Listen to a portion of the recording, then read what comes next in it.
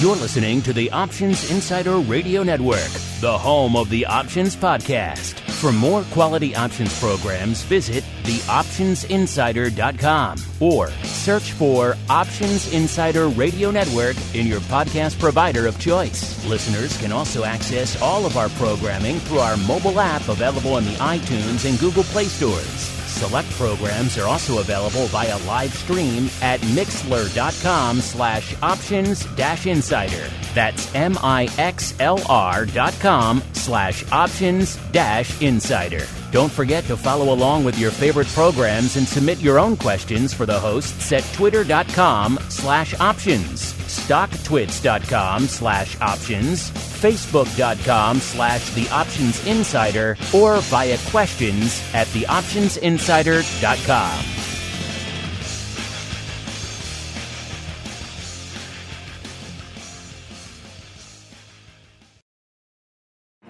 Bitcoin, Ether, Ripple, Litecoin, and more. Cryptocurrencies and other digital assets are taking the financial world by storm. This exploding market provides everything a savvy trader needs: volatility, volume, and liquidity. Provided you know how to find it. That's where we come in. Welcome to the Crypto Rundown. Each week, we'll break down the latest trading activity, trends, and developments on everything from coins to tokens, futures, and even OTC options. If it's moving the crypto markets, then you'll find it on the Crypto Rundown. Now it's time to dive into the exploding world of cryptocurrencies and digital assets. It's time for Crypto Rundown.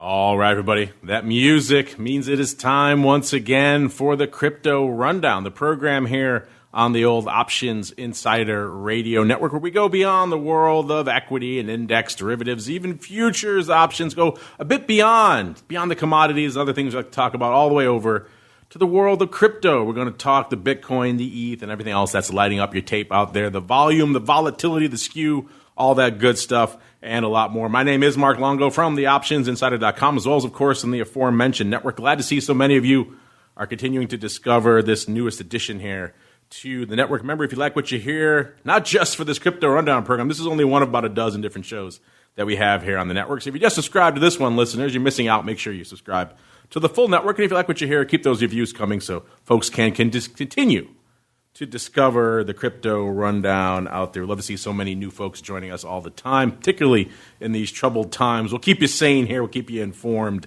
and educated here on the Crypto Rundown. Without further ado, let's get right to it. It is time to roll out the Crypto Hot Seat. Forget about cold storage. It's time to turn up the heat on thought leaders from the world of cryptocurrencies and digital assets. It's time to take their place on the Crypto Hot Seat. All right, everybody, welcome to the Crypto Hot Seat, the portion of the program where we welcome on guests from throughout the world of crypto and indeed beyond. And today's guest is a newcomer to the program and indeed to the network. He is Ian BALINA, the CEO at Token Metrics. Ian, welcome to the Crypto Rundown program. Thank you. Proud to be here. And Ian, as we are wont to do with all of our first-timers here on the network and indeed on the program, why don't you go ahead and give our audience a little bit of an overview of your background in the financial/crypto space, as well as what the heck it is you guys do at Token Metrics. Yeah, so my background is in analytics. I worked at IBM Watson Analytics, where I helped work with IBM clients and help them leverage AI to find insights in data. Then I joined crypto in 2016 as an investor, then fell in love with crypto, quit my job in 2017 to go all in as an angel investor, traveled the world making investments in, at this point, over 10 countries, made over 70 investments in the space. People know me publicly for turning about 20 grand into over 5 million in crypto back in 2017. And everything was made publicly, transparently through a spreadsheet that was open sourced, where I logged all my trades, all my investments, and also my process of investing in crypto called Token Metrics. So we've taken that same concept, think of it as Moneyball for investing in crypto, and we've now added AI to it. So Token Metrics helps crypto investors build profitable portfolios using artificial intelligence, based on crypto indices, rankings, and price predictions. And we have customers in over 50 countries worldwide. Interesting. Like a lot of our guests, you came from other areas before you moved to the dark side of crypto. And I'm curious, a lot of our guests have had a lot of different inflection points, things that really lured them over to the dark side of crypto. I'm wondering, what was it for you? Obviously, you leapt full into the pool. You went straight from quitting your job into doing crypto full time pretty quickly. So what was it that really lured you into the crypto space as a whole? Well, so I got into crypto back in around October 2016. I had some prior experience investing in equities. And when a friend of mine came to me and said, "Hey, Ian, IBM is doing lots of great things in blockchain. Can you put me in touch with the IBM blockchain team?" And I said, "What do you care about blockchain?" So I began grilling him, basically trying to qualify and make sure, and just trying to learn why he was really into Bitcoin and blockchain. And he told me he was launching a crypto fund. And it kind of just boggled my mind that somebody, my friend, my age, I known for about 5 years, was 27 years old and launching a hedge fund. Not just a hedge fund, but a crypto hedge fund. Because back then, to me, Bitcoin and cryptocurrencies were just something pretty much from Silk Road, the dark web. I didn't really even know you could actually invest or trade in crypto. So he kind of really opened my eyes, and I began delving deeper into the crypto space, and I learned more and more about the space, began dabbling and investing in the space. Then fast forward about 3 or 4 months in, I put about $2,000 into Ethereum, and Ethereum announced the Ethereum Enterprise Alliance, where they were basically working with Microsoft, JP Morgan, all these big names, and the price doubled in about a week and a half. And I said, "Holy cow, this beats the stock market." So that's when I began kind of delving deeper and deeper into it. And then as I began to have more success, so I didn't go all in. My first purchase of crypto, I bought about $100 worth of Bitcoin and $100 worth of Ether. Ether was about $9. Bitcoin was about $8.50. And I just kind of learned more about the space. So I got books like The Age of Cryptocurrency, just getting a bunch of books, just trying to learn more about the space. As I got more comfortable, I began to dollar cost average into the space about every 1 to 2 months. And after more success and more wins, then I kind of said, you know what, this is probably the biggest wealth transfer in history. I'm basically losing money not being full-time in crypto. And that was about September 2017. That was good timing because, of course, right to the end there is where we saw the big march up to 20,000, and we all know what happened beyond that. Let's get into token metrics a little bit, because you kind of mentioned this spun out of your spreadsheet you first started working on, where you were tracking a lot of your crypto trades. Now you guys are out there actually offering what are effectively AI-driven crypto indices, so anyone can kind of get in on this party that you've been in on there, Ian. So walk us through, what are some of these AI-driven indices that you're offering folks right now? Right. So we have our team of analysts that go through, and we do fundamental analysis on cryptocurrencies. We do code reviews on the technology. We do technical analysis, and we take all these different data points. Then we also infuse AI into it to make it even better, right? So think of us as really a platform for people who maybe don't have the time to delve deep into cryptocurrencies, but want to make sure they're building a winning portfolio. And they also want to make sure they're not really investing in scams, because this space is still very brand new and there are lots of scams in this space. So our team kind of does the heavy work for people by going out there, finding all these different projects and making sure everything kind of makes sense, not only from a professional investor standpoint, but also from a quant perspective, right? Because AI is the future, quant investing is the future. PwC basically put out a report saying that the most profitable funds in the crypto space were quant funds, right? So quants are not just dominating Wall Street; they're also now getting into crypto, and we provide a platform where the average retail investor can still compete with them, right? So we're basically kind of outsourcing the quant work to retail investors and traders.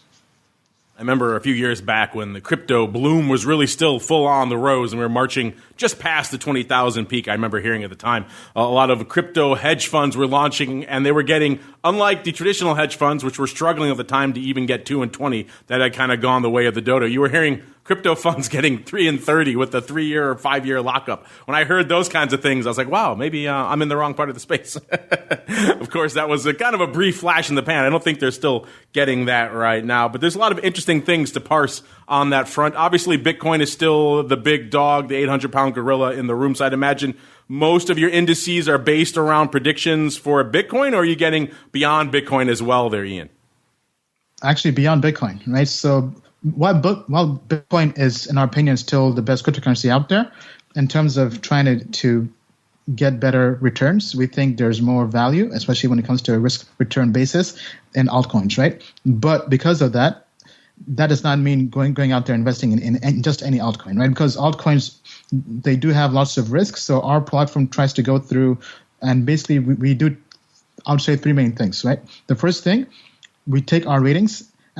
We take all our data on cryptocurrencies, and in real time, we rate them, right? So based on fundamentals, technology, technical analysis, and we create one single holistic grade that basically showcases how bullish we are on a particular cryptocurrency in real time. And then we also cater that to both traders and also long-term value investors. So somebody who has a weekly or 1-month time frame will have a different grade versus somebody who has a 1-year or longer time frame. So being able to cater to both different investor types. And then we also have price predictions. So taking our models and then, taking our data and asking our AI, okay, based on historical pricing on this cryptocurrency, where will this cryptocurrency go in the next 1 month? And then being able to transparently track and model this price prediction. So we have price predictions for, at this point, over 200 cryptocurrencies, which is pretty unique in the space. And all this is powered by AI, with some accuracies ranging from anywhere from 70% to some as high as 90% or higher, right? And then lastly, taking those same ratings and creating indices that can then create model portfolios that people can model, right? Because not everybody has the time to go through and manually do research on different cryptocurrencies. So being able to take our insights and turn them into model portfolios. So at a high level, think of our ratings, something kind of like Morningstar for crypto, right? So how Morningstar, you have analysts who go through and review equities or stocks. So we're kind of doing the same thing with cryptocurrencies and giving people confidence into their investments and as they build their crypto portfolio.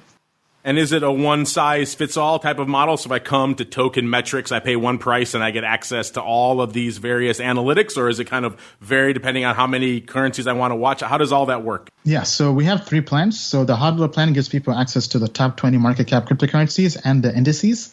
And then the next plan is the investor plan. Investor plan gives you access to the price predictions. So price predictions for up to 100 different cryptocurrencies. And then we have the professional plan, which gives you access to everything, plus also our private group and also our private investor network and private calls. And how much does the private tier go for? So we have 2 plans. So it's a monthly and annual plan. So the private tier, annual is about $3,500 or so. Monthly is about $400 a month. I like the name of the basic tier, the hodler tier.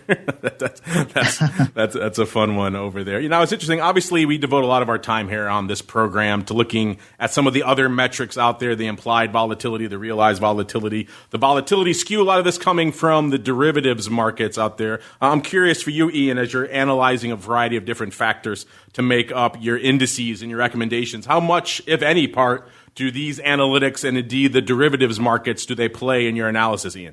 Right now, they don't. Right now, we merely just look at crypto data, right? I mean, we do have kind of just more like market analysis from our analyst team, where we do kind of factor in macroeconomics and just other markets. But in general, when we're doing ratings or the indices, it's all based purely on crypto data. And a lot of the people coming to you, I mean, obviously they could use these predictions in a lot of different ways. Do you see them applying this analysis as a use case? Because obviously if you think you have a price movement, there's a lot of leverage to be gained by using the options as opposed to just going in the spot, for example. Do you see a lot of your users diving into the crypto derivative space after using your analysis here, Ian? Not quite. I mean, because most of our platform focuses on cryptocurrencies that don't have options, for example, right? But one thing we are kind of doing research in the future is trying to see how we could possibly add tail risk hedging into our portfolios. So, for example, being able to buy puts to kind of act as insurance on altcoins, because altcoins do have lots of volatility and risk, especially with market crashes. So, for example, going back into Black Thursday in crypto, basically around March, basically mid-March, when Bitcoin, Ethereum, and lots of other cryptocurrencies declined as much as 30 to 40% in value in one day. So being able to hedge against risks like that is something our team is actively trying to add. And one thing to do with that is basically buying options. Yes, that's certainly an interesting prospect. You can have your own Black Swan for crypto fund there, Ian, which I know is a branding a lot of people like to get behind these days. That'll drive some people to your door outside of the hodler plan, of course, there, Ian. Yeah, absolutely. Well, you mentioned the Black Thursday in crypto. This has kind of been a hot button topic of debate. A lot of our guests for the year plus that this show has been running out here, which is what exactly is Bitcoin? Is it correlated? Is it uncorrelated? Is it inversely correlated? Obviously, days like Black Thursday when it sold off almost more than 30% intraday certainly point towards a high degree of correlation, particularly in those moments when it's hitting the fan, and then correlation tends to go to 1 across the board. But obviously, you've been crunching the numbers and analyzing the Bitcoin space for some time. How do you view Bitcoin as an asset class? Is it uncorrelated? Is it somewhat correlated? Is it inversely or slightly negatively correlated? How do you view Bitcoin overall compared to other asset classes? Yeah, great question. I would say historically it's had no correlation with with any other asset class, but during flight to liquidity, especially during Black Thursday and Black Swan events, pretty much people were just going to cash, right? So I think that was one of the few times where Bitcoin pretty much went down versus any other asset. But in general, Bitcoin bounced back faster, right? Bitcoin bounced back faster than gold, bounced back faster than other asset classes. And in general, I think long term, it will have no correlation. But right now, we're basically going through very unique times where there's so much capital being printed and infused into the economy, where pretty much not only are equities going up, but also Bitcoin and crypto is going up, right? And if anything, now there are other cryptocurrencies that are basically breaking away from Bitcoin's correlation, right? So when Bitcoin goes down or basically goes sideways, lots of other cryptocurrencies now are actually going up, right? So now, in a way, you have other cryptocurrencies that act as a hedge versus Bitcoin and the economy. Well, that is interesting because that's one of the other things people have been trying to see the crypto space really evolve a bit to get beyond just Bitcoin. Obviously, Bitcoin is still the 800-pound gorilla. Everyone looks at that dominance rate to see how much it is driving everything else out there. And the Bitcoin tide tends to drive all boats. We've had a lot of analysts on here, technical and otherwise, talking about how challenging it is to apply some of the analytics they like to do outside of Bitcoin, because Bitcoin is just such a dominant force in the space. So it sounds like you're finding some of those pockets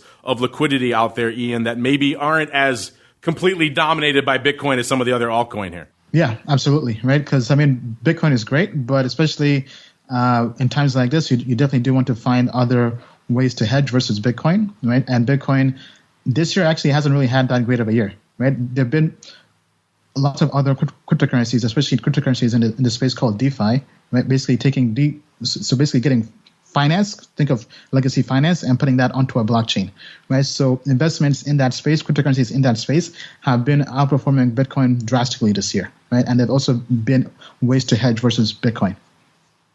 That certainly is the hot buzzword these days. So many of our guests these days getting excited by all things DeFi. But before we go, Ian, you mentioned something interesting, which has kind of been on the tip of a lot of people's tongues in the crypto space of late. Because obviously, in the broad market, we've seen the Fed stepping in with pretty strong supportive measures out there. That's been driving concerns or issues about inflation. You've seen the Fed just come out last week and say, hey, we're going to kind of take the reins off of the economy a little bit and not be as worried about inflation. That also got people a little bit spooked about the perhaps 1-2 punch of inflation coming down the road. We got the Winklevi out there now writing big letters saying Bitcoin is the only real investment to hedge against inflation, obviously talking up their book a little bit. What have you guys seen on your platform in the last few months? Has all this other activity and this broad, supportive / disruptive activity from places like the Fed and the government, has this been driving people to your platform as they may be starting to get a little bit more concerned about things like inflation and starting to move towards crypto as a result, Ian?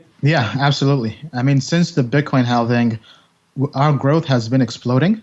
So in May, our platform grew 113%. Then in July, we grew 60%. And then this month we've grown over 200%, right? And this has been incredible, right? Especially considering that what's kind of going on out there in the world is different, right? With the economy and everything. Lots of people are gravitating to different forms of protecting their wealth, right? So not just in crypto, but also with gold, right? Gold is over $2,000, for example. So people are trying to basically get out of cash. They basically think cash is trash, and they're trying to find other ways to protect their wealth. And the crypto market is blowing up. For example, going back to DeFi, DeFi has blown up from being less than $1 billion in total assets locked up to now being almost $9 billion in basically a few months. Right? Lots of money is flowing into the crypto space, and from exchanges to our platform, everything is basically blowing up. Well, I'm glad to hear that, Ian. And if folks are intrigued, they want to learn more about what you guys have cooking over there in Token Metrics land. Maybe they want to get on that hodler plan for themselves here, Ian. Where should they go? What should they do?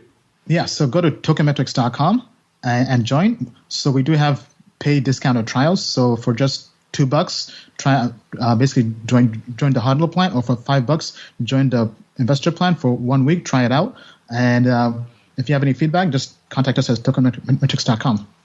We like to leave our audience wanting a little bit more here, Ian. So you kind of touched on the various indices you guys have to offer right now, what you're working on. If you want to leave them with any maybe little hints, any little teases, any little nuggets of what they can expect from you guys coming down the pike in the coming months, now is the time, sir. The floor is yours. Yeah, so we're working on adding sentiment analysis. So being able to pull in sentiment data from Twitter, from Telegram, from news sites on different cryptocurrencies, and creating indices based off of that, right? So being able to kind of trade the community's thoughts on particular cryptocurrencies, because the space is very, very volatile and things move very, very fast. So being able to find what's trending prior to it being trending, and kind of being able to trade based off of people's emotions is something that people have been asking for. So that's something that's in the pipeline in the next month or two. There you go. We like it. Check him out over there, tokenmetrics.com. Ian, thank you for joining me today on the Crypto Hot Seat. And we'll pay attention to how all these various indices and these initiatives over there at Token Metrics, how they unfold in the marketplace in the coming months, sir. All right. Thank you. Now we have to keep on rolling with the show right on into the Bitcoin Breakdown. It's time to explore the latest trending activity, trends, and developments across the world's leading crypto market. It's time for the Bitcoin Breakdown. All right, everybody, welcome to the portion of the show where we break down what the heck's going on in the world's leading digital asset, of course, Bitcoin. Who knows how much longer that'll be around, but for the time being, it is still the big dog in the space. And coming into showtime, we've seen net a heck of a lot of nothing on the week. We were at 11,758, easy for me to say, 11,758 at the end of showtime last week. This week, coming into the show, we're about 11,728. So a whopping 30 handles move, which in a week's time in Bitcoin, not a heck of a lot. So as a result, we're seeing the vol come in a wee bit here. Remember, a lot of these analytics coming at you courtesy of our friends over there in SKEW land. SKEW.com is the place to go to check it all out for yourselves. If you did that, you'd see that the realized vol for the 30 days, remember, that's looking back 30 days now into the distant past now of Bitcoin. See what the market has actually delivered from a volatility perspective. That's down to about 47%. It was 58% last week, so it's been a relatively quieter period over the net aggregate last 30 days. Now let's go out to the future, the 30-day implied, looking out 30 days, see what the market is forecasting for volatility. That's also come in, but a little bit less. It's hovering right about near where it is, 54%, down from 56% last week, which is kind of interesting. If you check in with our friends who've been on the show many times, Genesis, and I encourage you to do so because they have a great Genesis options newsletter you can check out in between episodes of this show. They've been looking at realized vol versus implied out there, and it's kind of an interesting area out there. Realized vol is back below the 25th percentile, they say, according to their analysis for pretty much all time frames, all of the term structure, which is spanning all the way out until you get out to 180 days and 365 days. Realized vol is a little bit above the 25th percentile out there. That shows there is what's called contango. The far-off futures have a little bit more juice, a little bit more vol priced into them than the near portion of the curve out here, listeners. But in the near portion here, realized vol is below the 25th percentile out there. So that's still interesting to watch out here, as not a heck of a lot going on right now in the space. And implied vol kind of holding steady where it is. There's just enough juice to warrant these levels right now. But interesting to keep an eye on this and see if this does indeed continue out here. The folks at Genesis saying they're nearer dated within 30 days options in terms of implied vol down to about the lows of the year that they've seen out here right now. So interesting times out here. We'll see. These are, again, most other years outside of 2020 that aren't filled with pandemic and double hurricanes and civil unrest and everything else that is completely unprecedented this year. In most other years, towards the tail end of August, the dog days of summer, you'd expect to see a very quiet, very tranquil period in an asset class, and Bitcoin is no exception. It's kind of following along that route. We're just surprised because this is such an unprecedented year from pretty much every other perspective. The SKEW also signaling kind of a bit of a coin flip out there. It's down from about negative 6.1% to about minus 3%, a little bit less than that, about minus 2.7 out there. So the SKEW is pretty much symmetrical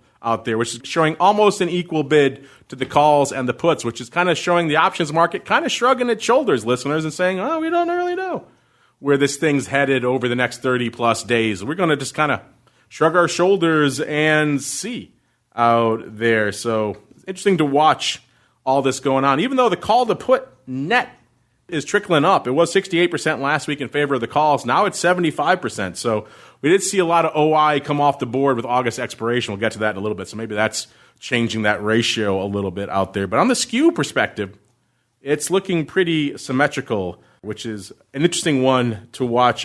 Let's move on out to what we're seeing in the term structure, which again is contango, which we've said before. If you don't know what that means, check out some of our other programs like This Week in Futures Options or Volatility Views, where we talk about the contango and the term structure, all those types of terms, define them in a lot more detail and talk about them ad nauseum. Don't really talk about them that much here on this program, but if you look at it out there, it's effectively showing that the Bitcoin futures market is pricing in a lot more vol down the road than it is right now. So pricing in pretty much a quiet end to summer here, and then maybe a little bit more turbulence coming in. Of course, we do have the big election coming up in the U.S. that's being priced in as a very volatile event in the equities markets. I'd be surprised if we weren't seeing something at least a little bit similar here in the Bitcoin market going forward. Open interest, again, we saw August roll off the board. That August 28th expiration took a lot of paper with it. So the OI net has dropped quite a bit. DEREBIT was at about 1.6 billion worth of notional on our last show. Now they're down to about 1.2 billion, so 400 million coming off the table out there. CME is down to about 87 million. Ledger X 51 million. OKEX number 2 here with 90 million. And then we've got bit.com coming on strong there, still with about 61 million. So that actually puts it, let's look at it in terms of percentage of open interest. DEREBIT's at about 81%. Then we've got CME and OKEX actually tied around 6%. And then we've got bit.com closing in at 4% and Ledger X bringing up the rear there at 3%. BAKKT, unfortunately, still at a whopping 0 out there. Looking forward to seeing some more options trades on the ledger for them sometime in the near future out here. Looking forward here to what we saw this week on DEREBIT in terms of the volume. Another light week pretty much. Again, end of summer, kind of quiet times. People are not glued to their trading screens, so they don't have to be. 169 million was the biggest notional spike on DEREBIT this week. That was on the 25th, and the 162 million on the 24th. That's well off the recent highs of over $500 million back we saw in July. So not too long ago. A little bit quieter out there right now. The big trades for the week, we'll actually parse some of these in a little bit. Some of the bigger trades are showing here. We're on CME. We'll get to those in a little bit. In terms of what was lighting it up on DEREBIT, 10,000 puts on the 30th were pretty active. 351 going up paper buying those for 0.005 Bitcoin back when the Bitcoin was 11,687. So it looks like maybe a little bit of hedging down along that line. We also saw the 10,500 puts pretty active on that same day. And the SEP 10,000 puts, later on that day, also active again for weird splits of 286.5 going up there as well. So the 10,000 put was pretty active across the board on the 30th out here. Weird sizes notwithstanding out here. The big trades coming into today, pretty much again, the SEP 10,000 puts lighting it up here. So that's kind of the line in the sand people are drawing, I guess, now that we're kind of hovering. We mentioned the SKEW was kind of symmetrical, so maybe some folks deciding to pile back in on some push to the downside. Either the 10,000 puts leading the charge again today, 1,669 on the tape coming into showtime. So again, a pretty quiet day out there. Looking at the months, across the board, seeing where the largest percentage of open interest is aggregated. Remember, August just came off the board. Aug was the big dog. I had about 62,000 contracts as of our last show. All that's gone the way of the dodo now. So we got SEP coming up in the rearview mirror. Remember, I've said it before. It's no longer really in the rearview mirror. Now it's the big dog. It's in the driver's seat. It is the next month up. It's also a quarterly, and folks tend to like to aggregate their liquidity in the Bitcoin space in the quarterly. So it's got about 57,000. So it's already almost caught up to August. It's got a ways to go before it catches up to June, which had 114,000. We'll see if it can get there. It's got a little time. It may have a bit of a challenge on its hands. June was pretty active, but we'll see. Then beyond June, we go out to DECE again. Again, it's the quarterlies. 24, almost 25,000 contracts open out there for number 2 in DECE. Then we got to March again with 17,000 beyond it. So again, it's just quarterly after quarterly here. Ad infinitum. Let's look at where the strikes are active right now. Remember last week, it was pretty much an exact tie between the 11,000 and 12,000 strikes with just a tick under 16,000 open on each of those. This week, it looks like a lot of that has gone off the board with August because this week it's the 12,000 strike firmly in the lead with about 13,400. 11,000 is a distant memory, the 11,800 contracts open there. So 12,000, close to at the money, makes some sense here. 10,000, though, if it continues to light up the tape like it has last couple of sessions, maybe 10,000 will come on a little bit stronger. Right now, there's only about 7,900 contracts open on the 10,000 strike. Moving on out to CME land, it's kind of an interesting week. The SKEW stats, and I'm trying to confirm these here during the show here. We sent our crack researchers out to look at this because they're reporting big prints of the OC 13,500, 1,700 vertical going up on CME 1,700 times. I remember, I think they've had some issues in the past with that multiplier 5x, so take that into account. That could be 1/5 of the size from that perspective. But still, that's what they're reporting for one of the bigger prints out here, 13,500, 17,000 vertical. That would be an interesting one if that is lighting it up. And someone, looks like, we don't have sides on that, obviously, but looks like maybe taking a little bit of a flyer here to the upside. We'll keep an eye on that. The rest of the CME products doing decent paper this week. Not so much on the options front. That's the biggest trade. That's why that kind of leapt out at us, because other than that, it's been most of the days well under 200 contracts on the options. Futures, similar story. Light today, about 4,500 contracts on the tape. Friday, 10,000. Thursday was one of the bigger days, 14,000. 10,000 on the tape on Wednesday. Tuesday, 16,000 and 10,000 again on Monday. Let's move on out to BAKKT, our old friend, the BAKKT volume bot, doing his regular breakdown out there. Unfortunately, not a lot of paper to parse for him.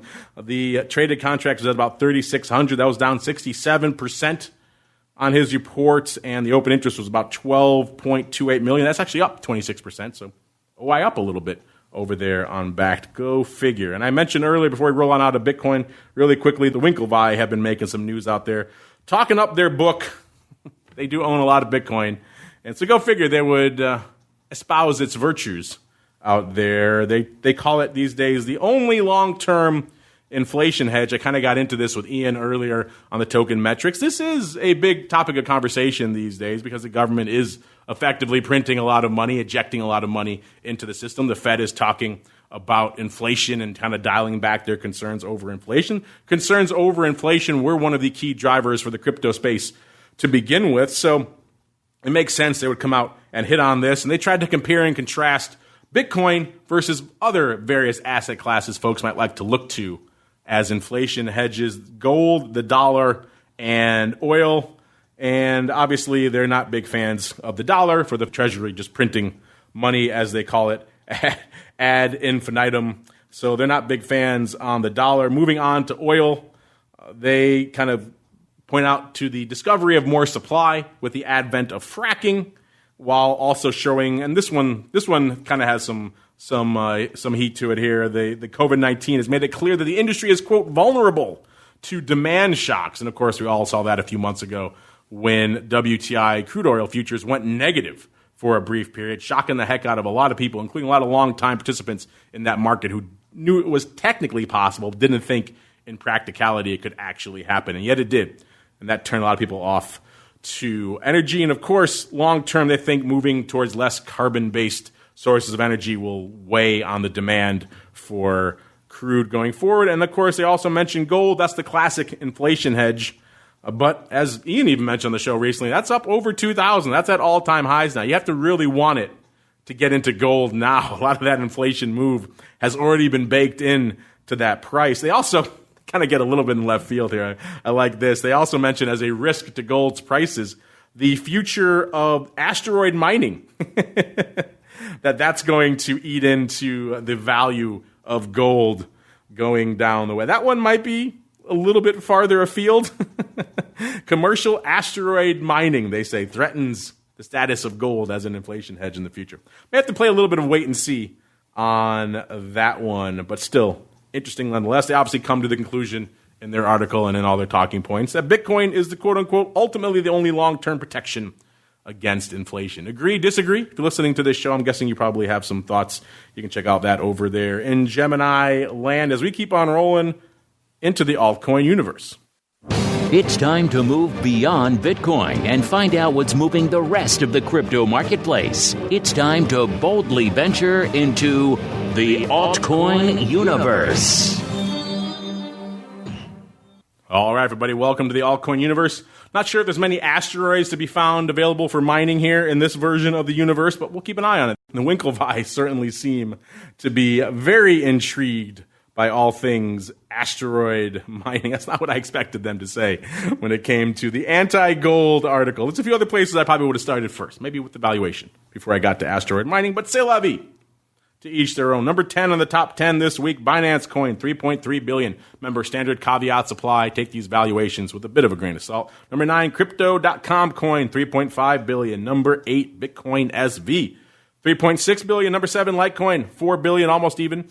Number 6, Bitcoin Cash, $5.12 billion. Number 5, our old friend Chainlink, lurking in the top 5 there, $5.7 billion. Number 4, XRP, jumping back up, $12.7 billion. Number 3, Tether, $13.35 billion. Numero dos, ETH, $48.9 billion. Number 1 with a bullet, good old Bitcoin, $216 billion. Let's get on out to the number 2 crypto derivatives marketplace. Number 2 crypto marketplace overall. Of course, we're talking ETH. Had a big week here, up 32 handles from last week. So a good little run for the ETH bulls out here. Let's look at the vol landscape, see what we're finding out here. The realized vol going back 30 days is actually unchanged. It's been kind of locked at that 81% for a couple of weeks, which is kind of interesting, showing that it's moving, but not enough to move it off that 81% level out there. 30-day implied, so going forward now, what the market's best guess for volatility will be 30 days from now, that's down a little bit to 75% from 86%.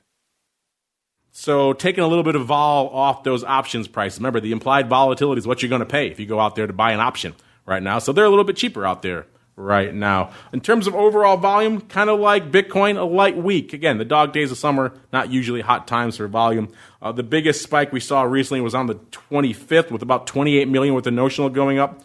Prior to that, a couple of weeks ago, we saw 66 million on the 14th, and just a week ago, we saw 46 million on the 21st. So not a lot going on this past week. ADV down slightly as well. It was 33 million on our last show. Now it's down to about 30 million. So again, seasonally, this should be a quiet period. ETH living up to some of that here this week. OI, of course, a lot of that came off the board with the August expiration. Remember, we hit a big high back in June of 165 million.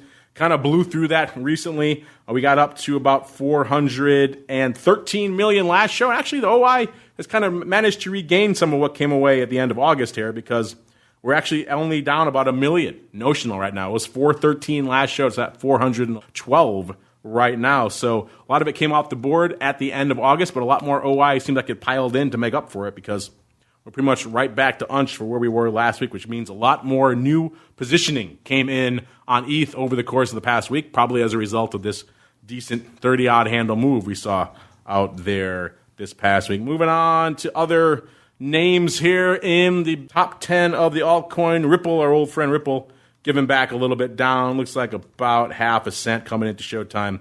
It was at 28.2 cents. 28.7 was last week, so down about half of a cent out there. Other than that, not a lot going on in XRP land, kind of hovering shy of that 30-cent level for a little bit now. And we've got Bitcoin Cash down about 15.5 handles, and Bitcoin SV down about 9.25 handles. As we keep on rolling to our final segment, it is time to answer your crypto question. You've got questions about crypto. Who doesn't? It's time to find out the answers to your crypto questions. All right, everybody, welcome to Crypto Questions, a portion of the show where you guys usually ask us questions. Going to turn the tables a little bit here today and ask you guys a question. When you guys have asked us a lot, it seems kind of straightforward on the surface, but if you mull it over a little bit, it gets a little more interesting.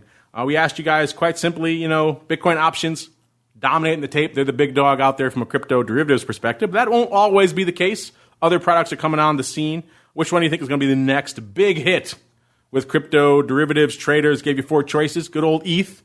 That's a stalwart out there. Maybe XRP, if you can get some juice to it out there.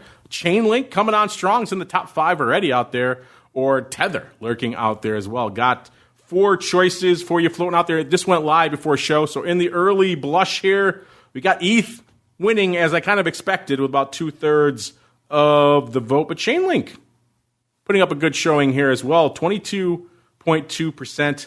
XRP, probably some wishful thinking of folks out there at 11.1%. They'd love to see it at a valuation where options are more warranted than they are right now. It's kind of hard to justify an option on a 30-cent underlying, but if this thing could rally ho to, let's say, back where it was at its highs, $3 and change, or maybe even a little bit beyond that, let's get in the $30 range, or then some options might make some sense. Then it'd be a little bit easier to see XRP that's one of the reasons why the options market hasn't materialized. I mean, it's a firm top contender there in terms of market cap and interest in trading volume. Yet, options-wise, it's kind of hard to, what are you going to put, 25-cent strikes, 30-cent strikes? It's kind of hard. We talked to some guests before who have managed to source some liquidity in the OTC side of the XRP options market, but it's challenging because it's a 30-cent product. So in that case, the underlying is the option. So we need a little bit more price action in XRP before that's going to come alive, but interesting so far. No love for Tether. Maybe you guys agree, disagree. It's going to be a little bit of a flash poll. It'll be pretty quick. But you guys will have a chance to listen to this as soon as it goes live to head on over to that options and make your voice heard. Let's see what else we got here. Eli chiming in here. Eli wants to know, do you think CBOE will get back into crypto now that the CME is having success with its Bitcoin futures and options? Interesting question, Eli. I've kind of put this to both of them, to CBOE and to Gemini, about what really happened with that Bitcoin future they offer. Back in the mad rush, everyone had to list Bitcoin products back in December of 2017. Everyone and their mother was super hot and bothered about all things crypto. And, Bitcoin was at 20,000, so CME and CBOE racing each other out the gate. And CBOE had the one that seemed like on the surface would be more palatable to the growing audience of retail out there, which was the one-coin future. CME is a 5-coin future, much more expensive, much beefier, meatier product. So it seemed like early on, maybe the smart money was on the CBOE contract, and yet, lo and behold, it didn't really last that long, and they delisted it a short time later. And, if you ask CBOE what happened, they kind of point the finger at Gemini. If you ask Gemini what happened, they say, go ask CBOE. It's one of those kind of things. It's kind of hard to get a straight answer, but we've heard interesting things about some of the institutional players wanting a little bit more sizable contract, which, of course, CME offers. And also maybe having some issues with the single point of settlement there on Gemini versus the CME one that had multiple venues being put into that Bitcoin reference rate over there. And also CME obviously has more of a track record driving futures volume than CBOE did. But interesting stuff. I don't think CBOE is out of the game by a long shot. They don't have a listed product right now, but they are investors in RSX. I think some former folks over there from CBOE, I think, are on the board now as well at RSX. So they clearly have an eye on the space. And I've asked them this many times over the intervening years since they delisted that product here. Do they plan to get back into the space? It seems like they're kind of playing a wait-and-see mode. I do think the success of a listed venue somewhere here in the U.S. has to be the next step. Whether it's CME, whether it's BAKKT coming online and doing a lot of paper, whether it's something else, someone has to have a hit with a listed, regulated product here in the U.S. DEREBIT can do all the paper it wants. Until something gets approved and tradable here that the regulators shine upon, CBOE is not really going to get in that space, or other big exchanges for that matter. So I think a lot of people are watching the CME contract with great interest, and it is starting to attract some papers. I do think this will help, but I think their stake in RSX and others will help drive it even more. If that takes off and they do pretty well, they have a piece of that already, so that could probably help maybe lead to some products with them or more interest in the space. I do think, though, the short answer to your question is yes, I think they are watching this product with great interest. Other exchanges are too, because is kind of the big dog out there right now from a listed contract perspective. And if it does well, that'll pave the way for more contracts for everybody to trade in the near future. All right, everybody. Unfortunately, that music means we've come to the end of another epic journey through the world of all things crypto. I want to thank my guest here for joining me on the program, Ian BALINA from Token Metrics. Check them out. Maybe you want to kick the tires on that hodler program for yourselves. Maybe you like to blend a little bit of AI with your crypto trading. Either way, Token Metrics is the place to go. You can find them on Twitter as well, at Token Metrics Inc. Apparently Token Metrics wasn't available. Go figure. Check them out for yourselves, and we'll see you back here throughout the week for all of our other programming. Remember, we do a lot of other shows on this network, not just crypto. And we'll see you back here on Monday for more of the Crypto Rundown.